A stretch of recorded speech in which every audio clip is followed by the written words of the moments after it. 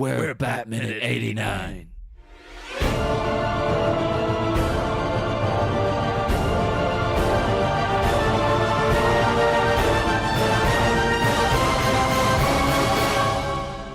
Hello and welcome once again to Bat Minutes 89, the podcast where we analyze, scrutinize, and mull over the relationships within Tim Burton's 1989 Batman film, 1 minute at a time.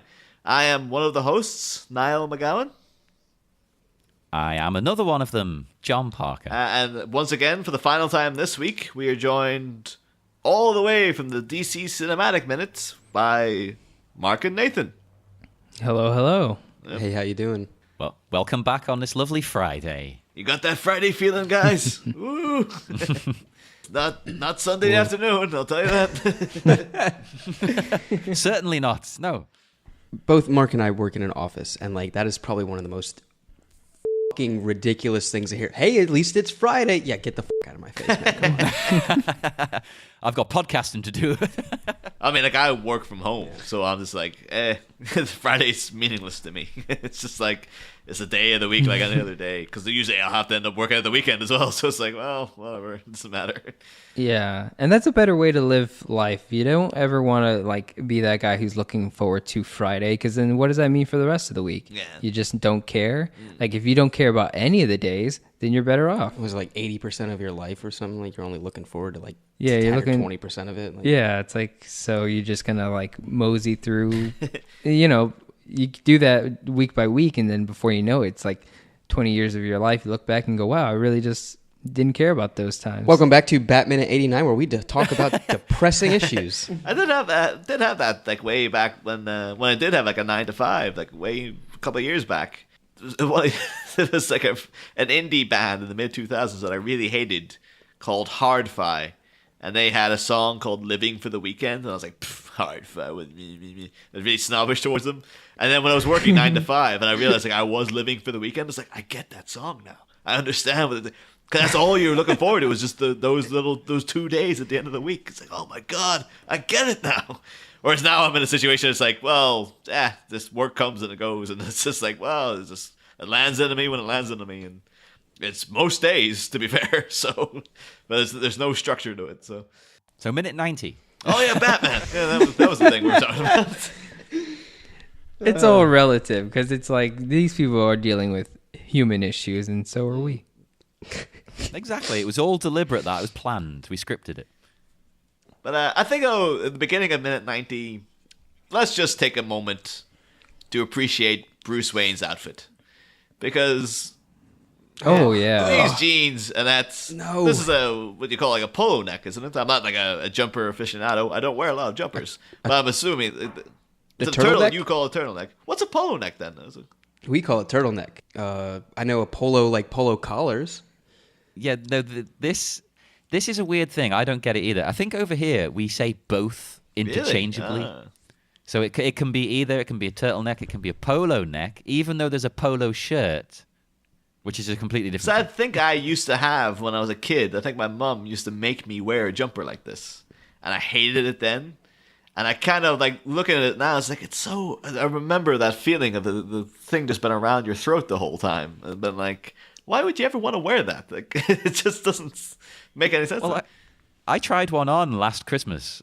I was I'm going to buy myself one of these. It'll be nice and warm. I'll look sophisticated and smart, and I read beat poetry or something. But as soon as I put it on and looked in the mirror, no. No. You have to be the right kind of person to pull it off. I think Michael Keaton's pulling it off. Not the jeans, but the top. No. The top, yeah. Man, Not the jeans are a whole different entity. when is Batman ever in... Batman should never be in Wrangler when he jeans. was in the back in the titular 89 minute, he was in the computer and he just had a turtleneck, and I was damn, that's a cool turtleneck. He's really rocking that. And then he stood up, and then I saw them jeans, and I was oh boy, we got to talk about this. You are a billionaire, Bruce Wayne. You're a billionaire. You need to act like it. Yeah. Well, look at thingy. Oh, why am I blanking? It's you can tell it's been a long day. Bill Gates, his fashion. Oh my word, what the hell does he wear? And of course, the late Steve Jobs. I mean, that's a bit of a Steve Jobs outfit, actually. I think this is a Steve Jobs outfit. Oh, so he's actually a billionaire because he's rocking the Steve Jobs look. So maybe Steve Jobs got his outfit from Michael Keaton's Bruce Wayne. And he's like, I am Bruce I Wayne. hope that's true. Oh my I God, think that'd that's be amazing. true. I think It's that's a shame true, that guys. Steve Jobs has passed away because he definitely would have come on the show to tell us if he were still alive. If I was a man. billionaire, I would. I mean, what else are you doing with your time? You might as well just go on random podcasts for no reason. But I think as well the polo / turtleneck. I think that's like a Batman staple as well. I remember like several comics where you see him just in jumper, and like this is his casual wear. I remember in the animated series, I'm fairly certain you see him in an outfit, maybe not the same color, but the same kind of. The animated series, you see him in a turtleneck a couple times, but he always has like a trench coat or an overcoat over it. It's not just straight turtleneck. I don't think I've ever seen Batman in a straight turtleneck, and I might be just blanking on some I think I can remember him. turtleneck memories. We're gonna have to go through right. Let's go through every episode 1 minute at a time, and just point out when he's wearing turtleneck with trench coat and turtleneck without. I feel like he wears sweaters a lot. Well, the animated series, it was always the steadfast. It was the brown suit with the yellow shirt and the black tie. Yeah. and then occasionally Yeah. you'd get him going off model. They would jazz it up with something else, but I'm not into that look. The brown suit. I don't think that goes with the character very well. This, it's like smart and conservative, but he looks like he's ready though. He's ready for action. He's a man of action. yeah. He could be good to go in a moment's notice. And it looks smooth Yeah. and clean. It's good. And I think the turtleneck is supposed to like give you the idea of like him wearing a bat suit because like the cowl would go up the neck and whatnot, so you kind of get like that feeling. I don't know. You don't see it? I see there's probably some more meaning behind like what he's doing with not being in a bat suit and in the bat cave. Like we're used to Batman in the bat cave wearing a dressed down tux where it's usually untucked, his tie's kind of untied or something along the lines. Yeah. So like you can still tell, that guy's got some money. He looks like my dad on like a Saturday afternoon, and it's like, what? How is this at all dressy? I don't know. But yeah, I don't think it's supposed to be dressy, but like, so I'm on the 35th second and I have it frozen, and it's the two profiles of Michael Keaton and the lady who plays Vicki Vale. Sorry, I don't know. Oh. Anyways, so like I'm trying to like reason that like his wardrobe is based on the idea of Batman's outfit, and so when you get that and you just see like his black outfit and then the turtleneck going all the way up to his I can jaw, see that. you can see that it almost looks like if it was Batman without the cowl on. Exactly. Yeah. So I Yeah, think that yeah. was That works. but now I think the Steve Jobs thing, like where he kind of got like his idea of how to dress from this, like I would not put that past you, because it's like if someone was like, yo, what if like subconsciously like this movie like set the standard of like a billionaire like power suit of like, and Steve Jobs was like, you know what, I'm gonna wear that, and then when people listen to Steve Jobs, they agree with whatever he says because in subconsciously we're like, this guy who looks like Bruce Wayne. You think Steve Jobs Yeah. specifically stole Bruce Wayne from 1989's Batman, his look, to wear as an everyday outfit? I mean, if it's been working. That's some sort of crazy psychosis right there, man. Yeah. That's And like we're always like, we fall into his charisma of like whatever Steve Jobs would have said, we would have been like, you know what, we will invent a click wheel, and it's like, there we go. It worked out. What a genius move. I'm going to start doing this now. I'm going to turn up to work dressed like this tomorrow. Yeah, exactly. I'm gonna dress just like this guy, and I'm gonna call some shots and see if it goes through, and if it does, I'll let y'all know. See, I specifically remember as well that I had it was from Batman Returns, but I remember I had a Bruce Wayne toy when I was a kid that was you could assemble the Batsuit on him, but he was wearing essentially, he had black trousers, but it was essentially this outfit. But what he also had as well was like a little in sheet music, those lines that go across, it was like that across his chest, and then like a little red blob that was vaguely in the shape of the bat symbol. But I always remember it sticking with me. That was just like, oh, they've got him in the turtleneck. 'Cause again, like that's Bruce Wayne's outfit apparently. Under the bat suit, that's what he's wearing the whole time. I just got it underneath. I was like, that guy must be warm. Like I want to find a picture. Yeah, of that. you're gonna have to find me this action figure. What is it called? Is it from this movie? It was from Batman Returns. But if you look up, like literally, like Batman Returns Bruce Wayne action figure, that should be the one that'll pop up. Because I think that was, and always again, I think we mentioned it before because they had the good sense with the Batman, toys. They had like a felt cape that was detachable. And then with the I see it right there. I see it now. Yeah. And then at the same time, like 97, they had the Kenner Star Wars relaunch, and their Darth Vader toy was like this figure itself was great, but they gave him like a hard plastic flowing cape, and it was terrible. So it always had to be when it was playing with toys, you had to like snap off that Darth Vader cape. I'm not gonna want that, and had to interchange it with like the bat cape, because like, well, that's obviously a better cape for the guy.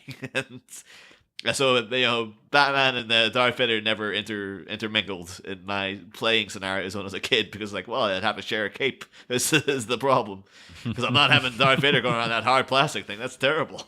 Is it okay to talk about toys on this podcast? Because these action figures are cool. Yo, I had this one. You see this yellow one with the underwater thing? Yeah, I had scuba that gear. as a kid, and I used to play with him in the bathtub. Look at this guy with he's got like I think I also had this gold one with a Catwoman that came with him, and he had like this shield. my favorite one is probably this Bruce Wayne that you can dress up with the turtleneck. I think that's really cool. Oh, that was the one I had. Yeah, any turtleneck related toy, I'm on board with it now. Anyway, Did you see this Robin one with the big cannon? I had this big cannon for a long time, but I lost the Robin toy. Like, I don't remember what The happened. most to him. important part. Yeah. I especially love toys related to films and TV that clearly are just like they've ran out of ideas for toys. So they're like, we need to come up with the craziest thing that has only the slightest connection to this movie. It's always the business too. Like they'll release the toys first, and there's always a surge of people going like, "Have you seen this toy for this upcoming movie? This must be a spoiler." And they'll always be like, an Iron Man suit where he's in space. And it's like, Iron Man's gonna go into space in the next movie. And it's like, it's a toy, dude. Nope. I remember specifically, it came back to when The Dark Knight was coming out. They had a toy of the Scarecrow where it was him in the straitjacket, and they had his head in this really weird, warped kind of way, where it was like proper, like, fear gas version Scarecrow.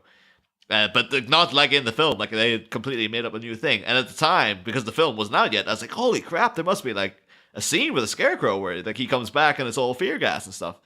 And then you watch the movie and it's like, nah, not at all. And it's very clear, it's like, we need to merchandise something. Those Chris Nolan movies, it's like, well, once you get the basics out of the way, there's not much else we can do with any of this stuff. We have to just create submarine Batman and things like that, Yeah, this just the artwork on this toy is pretty damn cool, I gotta say. I think they really go out of the way to perfect that Keaton pout on it, as I recall. Well, there's a lot of Keaton pout in this minute, so yeah, you've got to put that in. Yeah, that's really cool. I wonder if I can upload this. Sorry, guys, we're going to do this right now. I'm uploading this into the Skype chat so we can all look at it. But yeah, this is a really cool artwork on the action figure. But yeah, that's cool. I like that. I like that he has a turtleneck in there as well.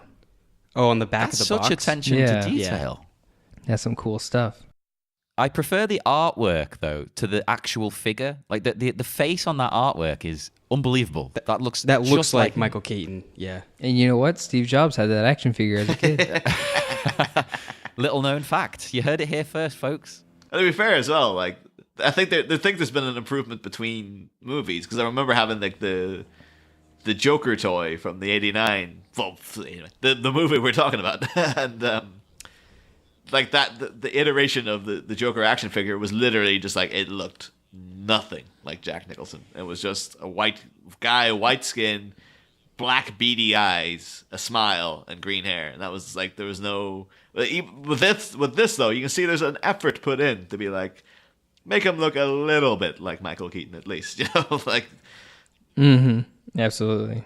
I think it's awesome. Hell yeah. I thought that was. I remember my when I got like again the Star Wars, when the Kenner relaunched the whole line in '97, and getting Luke Skywalker, and my brother came in and he was like, "Holy crap! Have you seen these new Star Wars toys, they look exactly like the actor. Because he had grown up, obviously, on Star Wars, been like, lightsabers coming out of your arm and all that kind of stuff. And he was really amazed by it. And I was just like, I guess it looks pretty like him. But the same, if you look at that figure now, it's like the most buff Mark Hamill action figure you've ever seen. It's like, in his dreams was he that muscular in that movie. And then even his face is a bit like, he didn't look that much like Mark Hamill either. I think it's more the fact that they tried to craft some sort of resemblance. And just that effort was like, A for effort. There you go. That's all they needed. Yeah, I think it was, what were they, like, when they came out with, like, Return of the Jedi figures, what were they, Legacy of the Force or something like that? When they were, like the really big upper torso bodies, and they came out with, like, some of the Shadows of the Empire figures as well. And, like, that was the Mark Hamill, like, Luke Skywalker, where it was just, like, this triangular-shaped action figure. He-Man? Yeah, like, He-Man, his lats just would not go down, and, oh, man, it was just goofy. That's what we all think of when we think of Luke, surely. Clearly. Yes. Sorry to bring it back to the minute, though. I could genuinely talk about these toys for minute? hours. What are you talking about? We probably should press on. I really like I find this minute actually genuinely sweet. Because, she asks him, why won't you let me in? And then he turns and he replies, you got in. And I was like, it's like really cheesy, but it's really sweet. Like, I forget how powerful the love story actually is, because when I remember the movie or I just watch it kind of casually, I kind of gloss over it. It just goes over my head. Like, he likes Vicki Vale, and then you don't see her again. Okay. But when you're analyzing it like this, it's such a heavy component of the movie. It's so important, like, to the themes. So what you were missing out there, though, John, is that there's actually there's a cut line there where Bruce Wayne says, like, you got in. Alfred fucking let you into the Batcave, like the goddamn idiot that he is. And now I'm gonna have to clear up this mess. I like what they're trying to go with here. I think there might be some things that I question, but not question like whether the film, whether, I don't know. So he says, I tried to avoid all this, but I can't. Meaning, like, I've tried to avoid being Batman, but I keep getting called back into it, kind of thing. Is that what is? That's okay. A good question. I was like, in terms of like, well, because we don't see what else did he try to do? Like, that's a hanging question of like, well, what was he trying to put? One of our things we always go back to would be Mask of the Phantasm, and there's a whole scene of you literally see Bruce Wayne trying to get out of being Batman, and it's him down on his knees in front of his parents' grave, sort of like saying like, I'll give more money to the city and they can hire more cops and I'll do it that way. And then it all overbears on him. He's just like, I didn't count on actually kind of being happy and getting over this and stuff, like, and the guilt that drives him there. But in this film, we don't really get any, like, what else did he try to do that was giving money to Harvey Dent? Was that another way he tried out of it? Was what we're just kind of left hanging and have to kind of make up our own version of what he did. Yeah. So I guess this goes back to the want of being a superhero. And I think Nate was saying that, like, Batman feels like he can't stop being Batman because that's just who he is. And I have a feeling that, like, he wants to be Batman. And, it's kind of like Superman, like, wants to be Superman. Clark Kent wants to be Superman. And then even Iron Man in the Marvel franchise, where he was like, after Iron Man 3, he like told Pepper, like, all right, I'm done being Iron Man, destroys all the suits. And then Ultron happens, he's Iron Man. And then Civil War, he's still Iron Man. And that's why she leaves him, because she realizes that he doesn't want to be Tony Stark, or he doesn't want to just not be Iron Man anymore. Like, he says it in Civil War too, where he's like, the truth is I don't want to stop being Iron Man. That's why we're taking a break. That's what the issue is. And so I think I want to say, like, wanting to be the superhero is a good outlook to make for your character. Like, cause we make these films for, like, I guess, kids to watch and to, like, be a little bit inspired about. And I don't know if it works for Batman, but it works for most superheroes, where it's like, you want to establish that your characters want to be that. They want to be the normal hero. Yeah, yeah. No, not that they want The a normal opposite? life, but they want to be a hero. Okay. That you want to try and do the right thing. And if you establish that your character doesn't want to help fight crime and be a beacon for hope and justice, then what are you telling kids? That, oh, you don't want that hard of a life. You just want to like take it easy and Yeah. be with who you love. Like, so I feel like it's important to have characters like Iron Man, like the Iron Man we have in the MCU and stuff, or Captain America or Superman, where it's like, no, like at the end of the day, they choose to be their superhero because they want to be. And like as a kid leaving the theater, like you should feel inspired by that, or like, and then you aspire to be Yeah. like that. And I feel like that's like that's the seed we're trying to plant, And so here in this minute, we get a guy who's like, I can't stop being Batman. And it's like, maybe it's the point because, Batman is kind of a flawed character. We, as even though we think of Batman as like the best superhero of all time, he's still a lunatic. He's still a crazy guy. He's crazy. And sometimes we have to crazy. wonder, like, is this the superhero we should be aspiring to be like? And the answer is no, in my opinion. But Yeah. like, I think what does it say? He says like later on, where she's like, "Are we gonna try to love each other?" And he says, what does he say? Yeah. I think he says, "I'd like to." Not that I want to, but like, I'd like to, but I got to stop this guy first. And I was Yeah, like, does it yeah. really stop there? Because if think you this- really no. wanted to, you'd make it Yeah, stop. this minute is like the ultimate in like just Keaton's, like the Christian Bale version. He has like his kind of good summary of like why he's Batman. And that whole like, it's not what was it like? It's not who I am, but what I do that defines me. And that's kind of like that. There you go. That's his mantra. And this whole scene is really like this is like the where you're really getting into the psychology of Bruce Wayne, of just like the amount of things he says, like I'm the only one who can.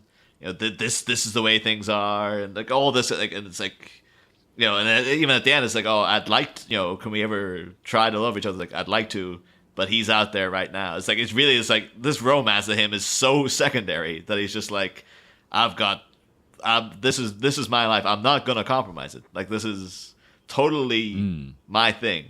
That's just like it's like, oh, it's not a perfect world. Like, it's like this is the way things are with him. So I think this is like this minute is really the summary of we've mentioned it before in previous minutes, like the kind of the contrast between Christian Bale seems to be perpetually trying to get out of being Batman. Like, he gets in, he's Batman Begins, right? He's starting it. well, and then, I don't know about that. No.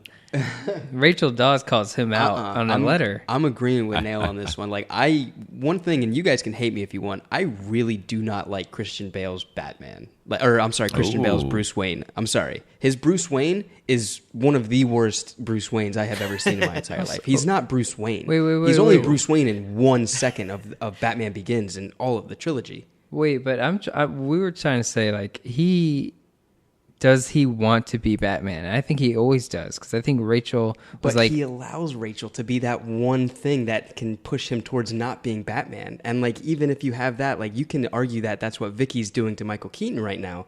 But still, Christian Bale is allowing Rachel to be like, hey, I'm going to look to you for a normal life. Michael Keaton's like, hey, I want to look to you, but I can't. that's what, like, I think, like, in Big Begins, difference. I think, like, yeah, that's him. He's obviously set up, and at the end of that, she's just like, well, that's. I think she's something along the lines of like, well, that little boy that like I knew, he's not here anymore, that kind of thing, and it kind of get the things like, Yeah. well, always that vibe that he carries through in The Dark Knight of like, well, she's waiting for me, and then when she hooks up with Harvey Dent, he has he has a moment of being like, you always said, that you'd be if I gave this up, you'd be here for me. Like, did you mean it? And that kind of thing. And it seems in The Dark Knight, it's like first thing is like Joker's like, right, well, I'm gonna go.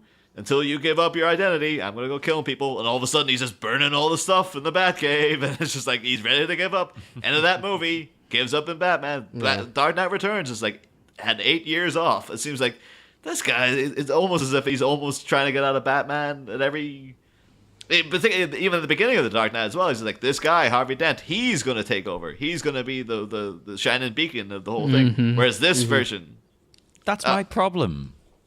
That's my problem with that series, though, is I want him to be Batman and not necessarily enjoy being Batman, but to be at his peak for a lot longer. Like he only really becomes the Batman that we think of and know of, like temporarily, and then he just disappears for like 8 years, as you say, that we don't see any of that, obviously, because that'd be boring. And then he comes back reluctantly, and he's trying to get out of that again. That's the one thing. Like I'll defend like Dark Knight Rises is just like it's a good ending to that trilogy, but I do share some disappointment in the fact that like the first two were so good at setting up the wider universe, and that like at the end of it, Batman Begins, you're like, here, it's the beginning of all that, the Scarecrow, Ra's al Ghul, all this crazy stuff. You got a little hint of the Joker, all that stuff you know and love is coming. And like, you don't even need to see it, but you just know in this universe that's about to happen. And then even at the end of the Dark Knight, which obviously they had to change that for obviously tragic purposes, when the Joker's just like, oh, you and I, we're destined to do this forever. And it's just like, when I saw it and someone was like, yes, that's the whole thing. It's Batman and the Joker at each other's throats the whole time. And then, by the third movie, it's kind of like, no, he was Batman for a bit, and then he gave it up. And now here's his final adventure. And it's kind of, like, if that's all you wanted to do, that's fine. It's a good enough film, I guess. But that's not the vibe I got from those first two movies. I was really thinking you were building up into the whole wider universe, but... Yeah, and that goes back to what I was saying about like what does it mean if I watch The Dark Knight and what I get out of it is like, being a superhero sucks. I don't want to be a superhero. Yeah. And it's like I just want a normal life, and it's like, what does that tell me? Should I just be like that? Should I be okay with my 9-to-5 job? No. And like, but then again, like, and then we get the opposite in like the DC Cinematic Universe where it's like Superman always wants to be the hero, because I feel like in the Dark Knight trilogy, there's no one actively like, oh, I hate the Batman. Like the general populace, like Gotham City is pretty much about this Batman. They're writing his symbol all over the place. They're like about him and all that. They want him to be the protector of Gotham City, but he doesn't want to be.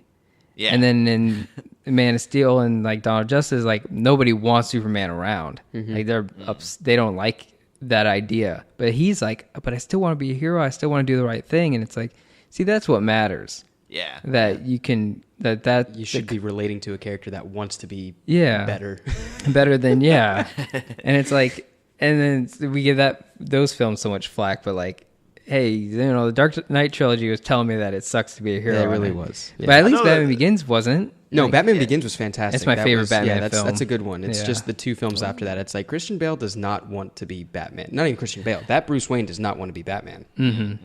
No, it feels like he is giving the impression he's forced into it, like against his will. It's like, oh well, I guess I've got to do it for a bit. Then fine, I'll sort out all your problems, and then I'll just go away. Yeah. Well, with regards to this minute, we haven't gone into that again for a bit, have we? Minutes? What are you talking about? Yeah, we are analysing this minute. I think we get some great acting here, though, because Vicki, the look on her face when she says, I just got to know, are we going to try and love each other? And I really like her acting here, because it's been a revelation to me that she's a great actress, because I didn't know this, basically. Because you can see, like, when she asks that she's kind of scared of the answer. Like, she's worried about his reply, like what he's going to come back with. And it's very subtle, though. It's not over the top. Like, she genuinely looks a bit worried. That's been the most educational thing of this whole podcast. The fact that, like, when you usually watch this film just in its entirety, there's always that thing of, like, yeah, it's good. And, Jack Nicholson's on fire because he's got, like, the flashiest part. But actually analyzing it minute by minute has really become the realization, like, Kim Basinger is killing this part. Like, she is absolutely... Yeah. Everything she does is great. Like, she's fantastic in this role. And it's little things like that. It was one of the main ones we talked about was obviously her and the Joker in the museum, where like she's conveying like fantastically funny comedic beats just by facial expressions and stuff like that. But yeah, bits like this as well. Like, she's absolutely nailing this part. So it's, again, shout out to Kim Basinger. Welcome. Yeah, big shout. Welcome on the show if she ever. Well, it ties into what. Well, yeah, it ties into what we were saying a minute ago. because the reply to that question is, I'd like to, which is interesting because he's kind of acknowledging that, well, that would be nice, but that's just not going to happen. I think maybe. Yeah, so it's exactly. an interesting, like, it's a tough answer that, because should she take that in a good way? Like, oh yeah, he's going to try and make it work with me. Or should she take it as, yeah, it's not going to go anywhere. It would be nice. It would be a great thing, but move on. I don't know. Like, she seems to take it kind of positively. It's like saying, I'd like to go to the gym 5 days out of the week and work out and be fit and everything, but do I want to? Yeah, I mean, it's really just like, it's going to boil down to what she wants to take from what he said. With the whole I'd like to, she could either take that in a positive way. It's saying like, okay, well, he would like to do that. So maybe sometime in the near future, after he stops this crazy guy, we're going to have a life together. But in reality, it's like, you should try to look at it from what he's trying to say, where it's like, I'd like to, but you should realize that I cannot do that. Yeah. Me as a person cannot do that. So it really depends on what, Vicky's going to chalk it up to what she thinks Bruce is meaning by that. Yeah. And going back to, her performance in this minute, like, you have to, like, remember that this is a person who has, just lived a normal life her entire life, and then you have to come into this Batcave because you're in love with this crazy person. And like, she's so shell shocked in this moment, or just in general, because it's like, but it's like, that's the mindset you have to get in when you're going to be this character who's like, all right, I'm in love with basically, An insane person. Guys, remember, Batman is a literal crazy person that dresses up in a costume and jumps off rooftops, kneeing people in the face. He's a crazy man. And like, Not people a just try hero. to slap a normal sticker on it.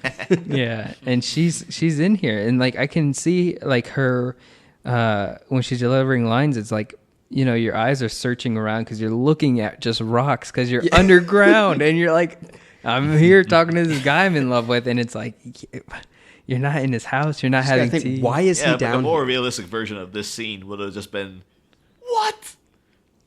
In a coffee shop. What the hell is going on? Yeah, be like, I don't is this? understand this. It's cold down here. You're freaking me out, man. There's bats flying around. I don't get it. You can imagine, like, as well, like, if he were to be like, you know what, yeah, you're right, this is all nuts, let's just be together, and like 20 years time they'll be sitting with the kids and he'd be like, hey, remember when I used to have that bat cave and I was dressed up as this crime fighter? Wasn't that crazy? It's like at that point it'd be clear, it's like, no, if he's that mentally snapped already, he's not gonna go back. Absolutely. He does concede that love has to wait, because he's got things to do first. He's got to feed his inner bat beast, because he says, he's out there right now, as in the Joker. So he's like, even if there's a possibility of this happening, it's not happening now. Yeah, like yeah. you're gonna Sounds like have to wait. It's got that Sounds real like a love song. Yeah, it's got that real vibe as well, though. Of like, maybe this is almost giving like Vicki like a little inkling of hope of like, well, he's out there right now, but once we take care of that, it'll be fine. There's always going to be someone out there. It's going to be like, well, I would, but hey, the Penguin's doing something, and like, hey, this Riddler guy's Criminals causing are like trouble. weeds, man. Yeah, you pluck one, another one grows in its place. That's the constant battle of Batman. and Like, there is no normality between that. And it's all a lie, Like, yeah, for sure. The show Breaking Bad, where he's like, oh, after I do this, then I'm done. Then okay, after this, I'm done. It's like, the truth is, you don't want to stop. Yeah. Again, Iron Man is like where he was like, oh yeah, I'm done. I've defeated the Mandarin. She's okay now. I trashed all the suits. Oh wait, Ultron. Oh, I gotta stop him. Yeah, Yeah. Well, that's why I would like to see Vicki. It would have been nice if she came back for the sequel, I think, because I would like to see that. Like, they're having a nice relationship, maybe. Penguin comes around, and he just completely blows her off again. He's like, well, I'm busy again now. I've got to deal with this. Arguably, we are getting that with the Pepper Potts Tony Stark relationship, kind of. Really. Yeah, it's kind of maybe, yeah. This is why I wanted to get to this minute yesterday, because I'm glad you brought up Batman Returns, and I hope you guys cover that movie. And there's a specific moment. Can we be on there? There's a specific scene I would like to request, or at least minutes of. I'm gonna have to say, guys, No, you can't be on Batman. No, Returns. Forbid you to come back. No, of course you can come back and come back anytime you want. Hell yeah.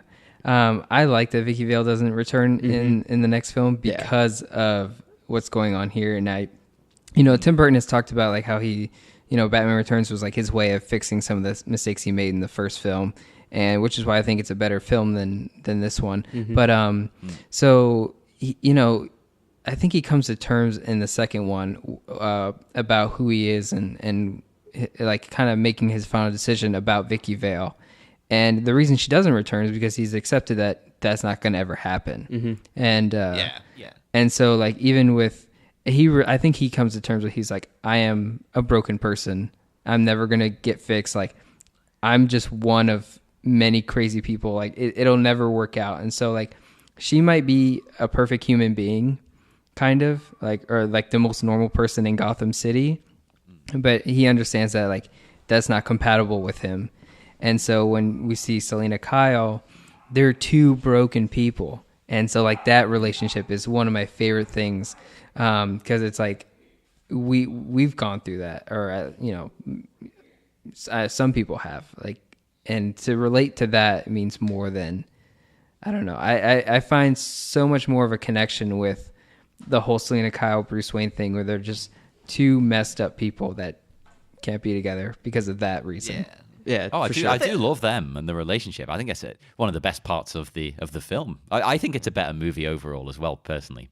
So yeah, I'm definitely with you. But I will say though, like in terms of actual continuing story, it's very well done. Like, if you consider it, right enough, those two films as a set. Like this movie ends with Vicki Vale. You get the vibe.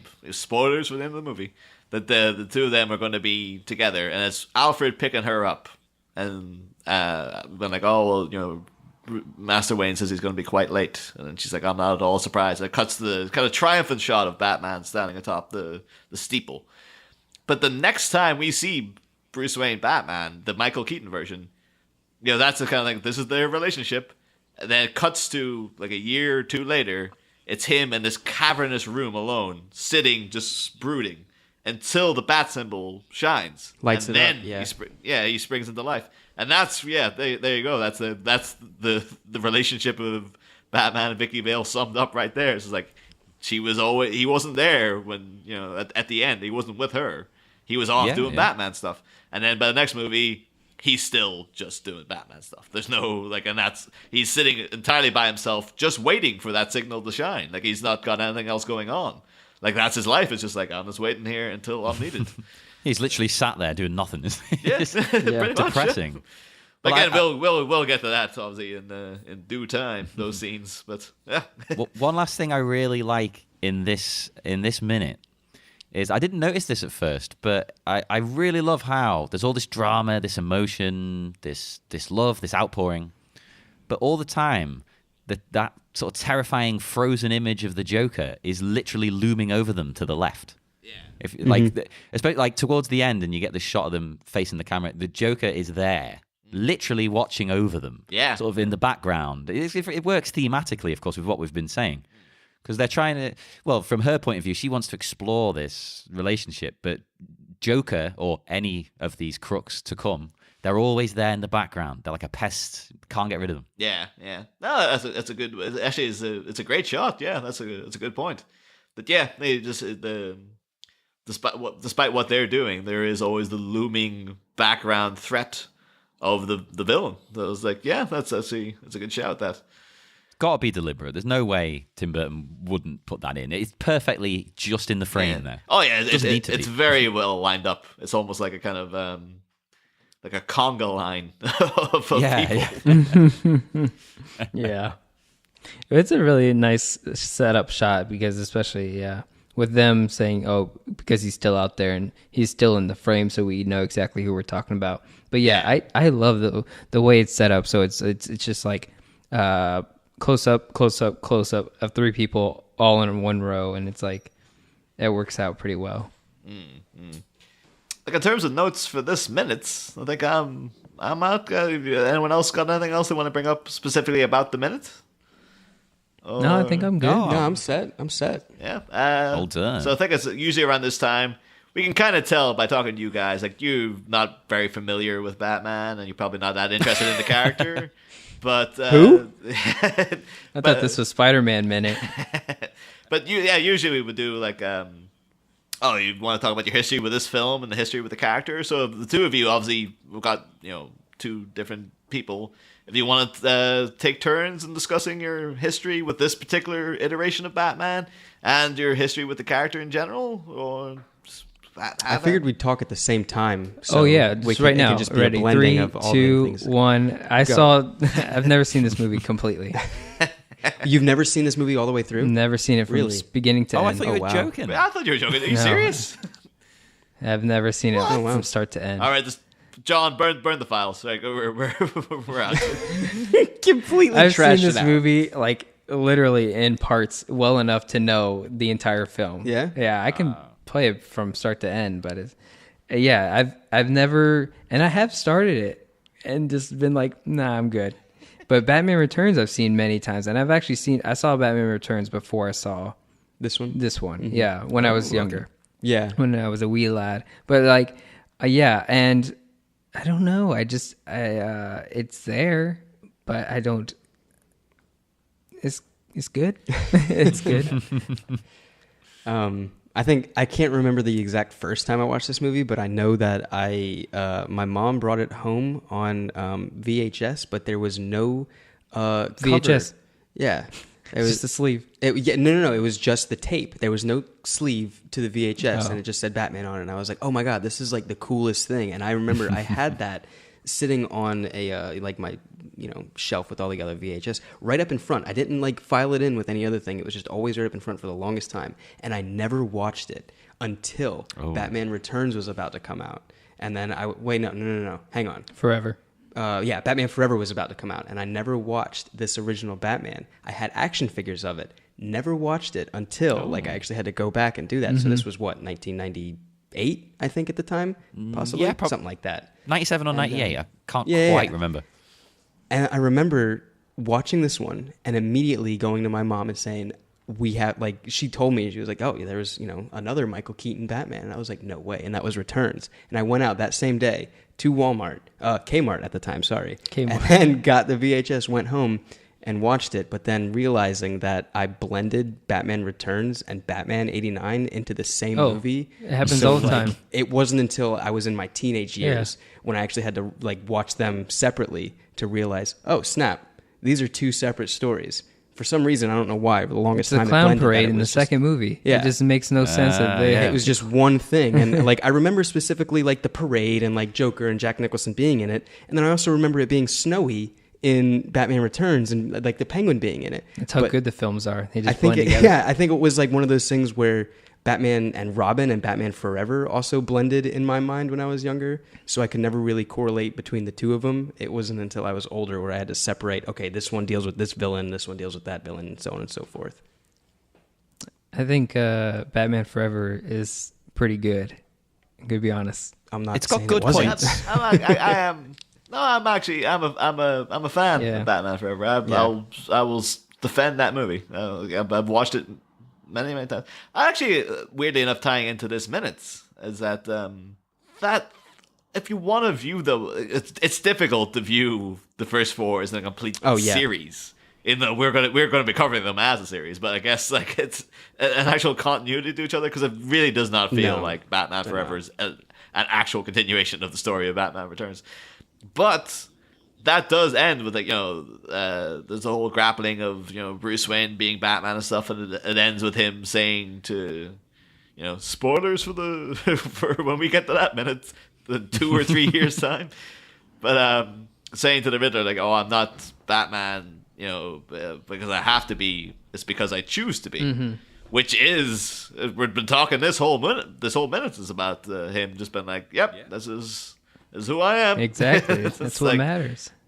You could say maybe in this minute he's very much it's because I have to be, because no one else can, and et cetera, and then that culminates as if Joel Schumacher was looking closely at him and this needs, not Joel Schumacher, but Akiva Goldsman was this needs to bring this story arc that was started with Michael Keaton and Kim Basinger. It finally gets, I was going to say, I will say that I know that I have a big love for Ben Affleck as being Batman. He's amazing. He plays both the characters, Bruce Wayne and Batman, perfectly. Michael Keaton has always been my vision of, like, you get that feeling of home for Batman.